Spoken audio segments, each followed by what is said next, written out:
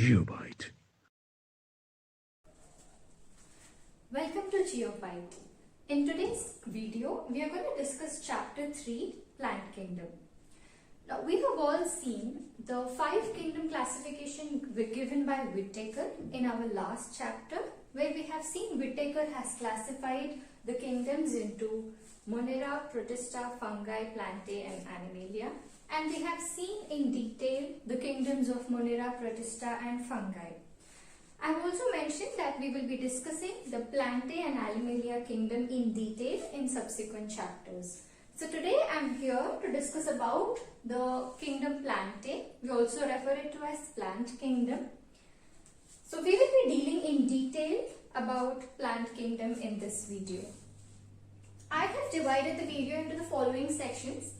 Initially, we will be talking about, I'll be introducing you to different classification systems which we see under Kingdom Plantae. And then we will be seeing the different reproduction methods which we see in this particular kingdom and different classifications in this particular kingdom. And next we will go back to algae. So as you've already seen blue-green algae in the kingdom Monera, which belongs to bacteria exclusively, that blue-green algae is not included in this particular chapter because all these are eukaryotes, and the blue-green algae which we talked about was a prokaryote. So cyanobacteria do not come under the algae. So we'll see what we are going to discuss under algae. We have 3 different divisions under it again: Chlorophyceae, Phycophyceae and Rhodophyceae. These are nothing but the green, brown and the red algae. We'll be talking about the characteristics of each algae. And next we have bryophytes. We have liverworts and mosses under bryophytes, and the other groups being pteridophytes, gymnosperms and geosperms. So under animal kingdom, these are the 5 major sections, that is algae, bryophytes, pteridophytes, gymnosperms and angiosperms. And later in the chapter, we will be seeing plant life cycle. We have already seen in the last chapter a phenomenon called as alternation of generation. So we will be discussing in detail about what is this alternation of generation in plant life cycle. So we will be starting with the first introduction to the classification systems. So we have different classification systems when it comes to the plant kingdom. Initially, scientists have tried to classify the species in the plant kingdom based on the vegetative characters, that is the external characters like say for example color or even the shape of leaves. So when they have taken such kind of vegetative characters, it eventually lead to grouping of the closely related species were grouped under different categories because we consider the vegetative characters. Also, these vegetative characters will often be influenced by the environment surrounding them. So it was not a ideal classification, and therefore they named it as an artificial classification. Next they attempted was the natural classification. This was based on the natural affinities among the organisms. So in this type of classification, apart from the external characters, that is the color, shape or different vegetative characters, they also considered internal features like anatomy, embryology. So these were some of the internal characters which are considered along with the external features like vegetative characters. So this came out to be near to the ideal classification. So this is something which was proposed against the artificial classification. And phylogenetic classification is something which we have discussed in the earlier chapter, where I have told phylogenetic relationship is nothing but the evolutionary relationship. That is, organisms which are derived from common ancestor were grouped under a similar taxa. So that is what happens in the classification. So the organisms which are having this common ancestor will be grouped under a same taxon. So these are the different classification systems we will see. Coming to the few names, like we see numerical taxonomy. So taxonomy we know is classification. Now what is numerical classification? So this is where the observable characters of the plant are given numbers or codes. So we give certain coding to the characters. There are many different characters like color, shape, etc. So these are given few numbers of codes, and then this data is processed in computers. So that is the reason it's called as numerical taxonomy. And the next we have cytotaxonomy. Cytotaxonomy is done based on the cytological characters, like cytology. Cyto is something which is related to the cell. So anything happening inside the cell. So those are the things called as cytological characters. So we can see chromosomes inside. So the chromosome structure, number and their behavior, these are studied to classify organisms under cytotaxonomy. And the last one is chemotaxonomy. So name itself indicates chemo, that is, the chemical constituents present inside the plant will help in classifying the plants. So this is purely based on the chemical constituents.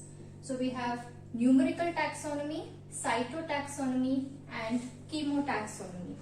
On the other hand, we have artificial classification, natural classification and phylogenetic classification.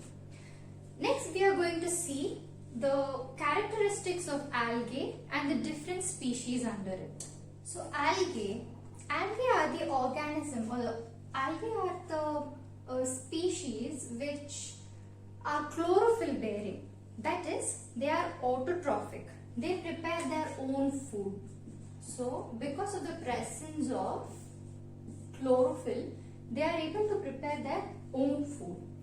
And their habitat is mostly aquatic.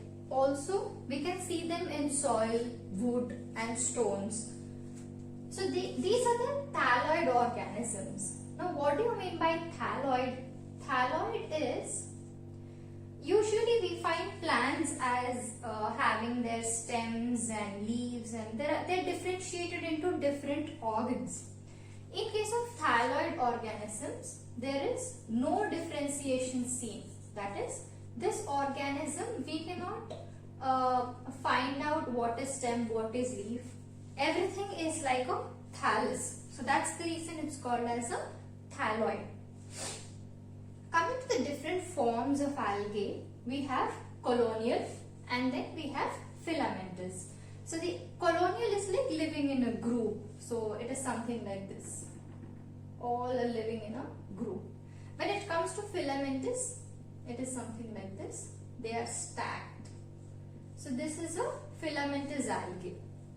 Now the examples for colonial is volvox, and example for filamentous is Eulothrix. That is about the forms. Next we come to the reproduction in algae. So reproduction in algae, we have three types, that is vegetative, asexual and sexual. When it comes to vegetative, it's the fragmentation which happens. We see fragmentation happening. So what happens is, each fragment will eventually grow into a thallus. In case of asexual, it produces spores, that is zoospores, which are motile. So zoospores are something which contain flagellum. They are flagellated and they are motile. Under sexual, we see there is fusion of gametes taking place. So two gametes come together and they fuse. Under sexual reproduction again, we have different terms. Let us see what are they. Isogamous, anisogamous and oogamous. What is isogamous? When the two gametes are of similar size, that is iso. Iso is always a word used where we have to indicate that something is similar. So in iso, the gametes are similar in size. So aniso will be an opposite of iso, which means the gametes are going to be dissimilar in size. Okay. Now in isogametes again, the gametes are similar in size, but if the gametes are motile, the example is Eulothrix. And if the gametes are similar in size and non-motile, the example is Spirogyra. In case of dissimilar gametes, the example is Eudorina. That is, anisogamous example is Eudorina. In case of eugametes, what happens is, you have a female gamete and then you have a male gamete. The female gamete is large and it is non-motile, whereas the male gamete is small and it is motile. So when the fusion happens between these two gametes, that reproduction is oogamous. The examples here are volvox and fucus. So this was about reproduction in algae. As in like every organism, algae also has its own set of uses. So algae, they form half of the world's CO2 fixation organisms. So we see plants which do photosynthesis. So photosynthesis happens in plants and eventually they help in CO2 fixation. Now among the organisms, all the organisms on earth which help in CO2 fixation, half proportion is only of algae. So we see how important these are. So algae, because they are autotrophic, containing chlorophyll, perform photosynthesis, help in CO2 fixation. This is the most important use of algae.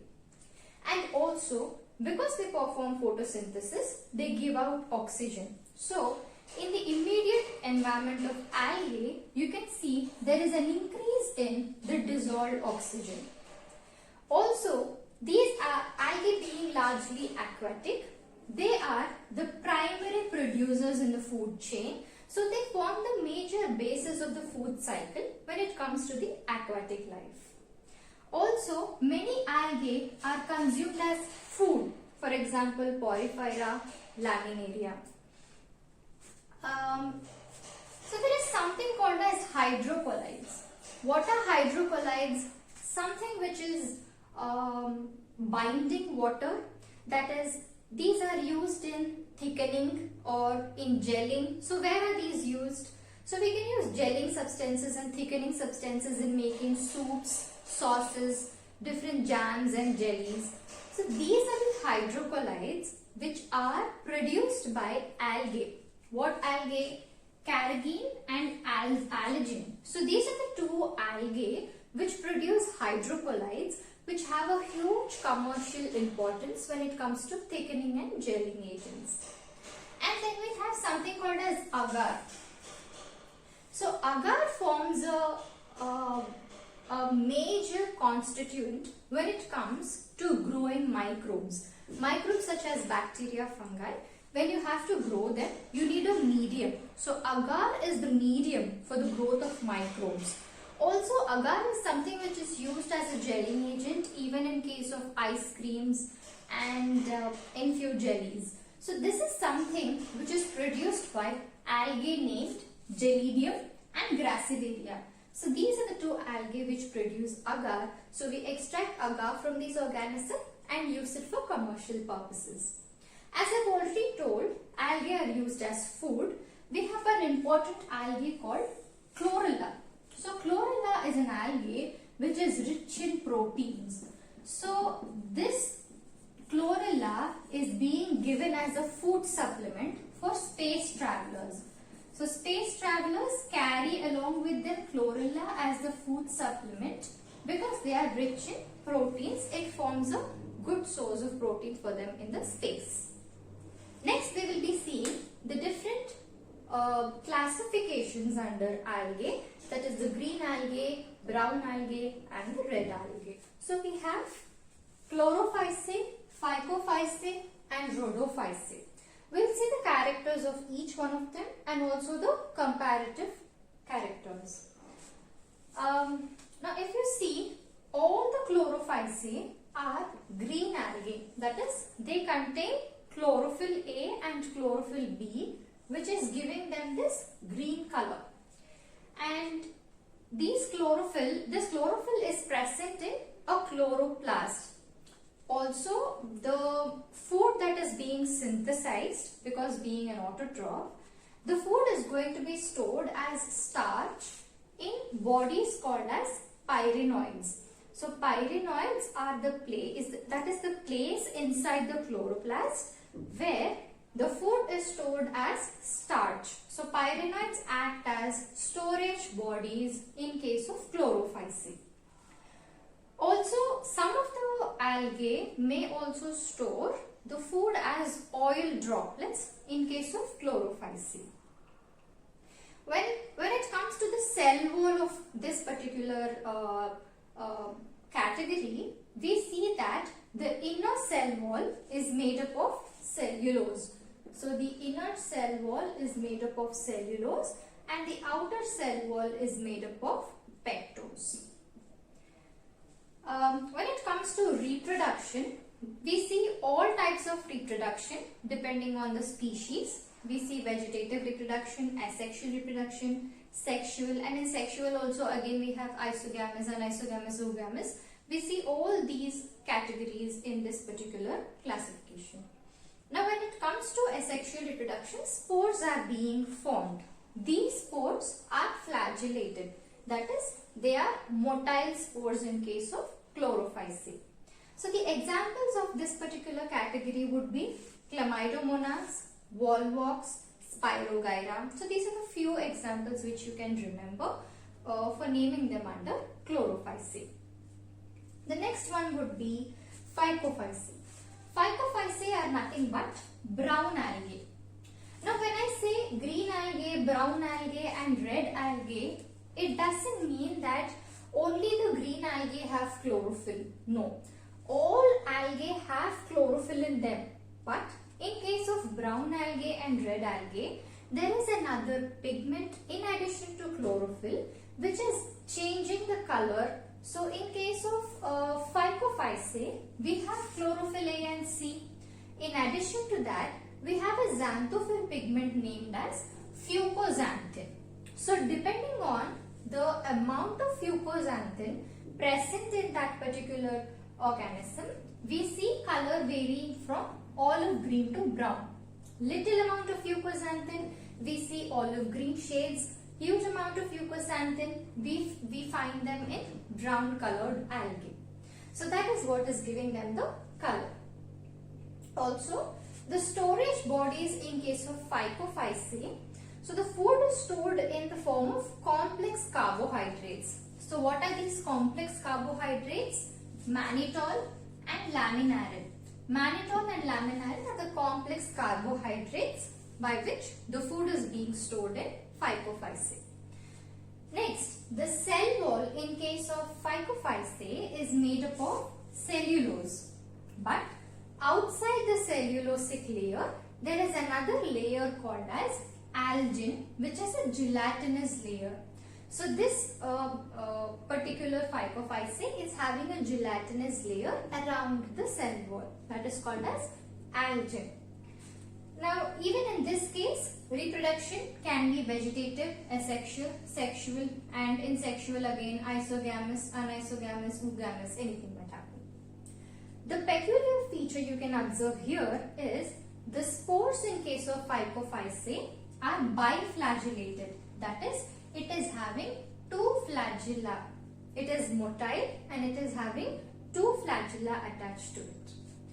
Now, when you see the structure of this particular algae, you will find, so this algae is attached to the substratum with the help of a particular a thing called as holdfast. So holdfast is nothing but it helps the algae to get attached to the substratum. After the holdfast, you will find a stalk like thing which is known as style. Stipe is nothing but the stalk which comes after the holdfast. And the remaining portion would be the frond.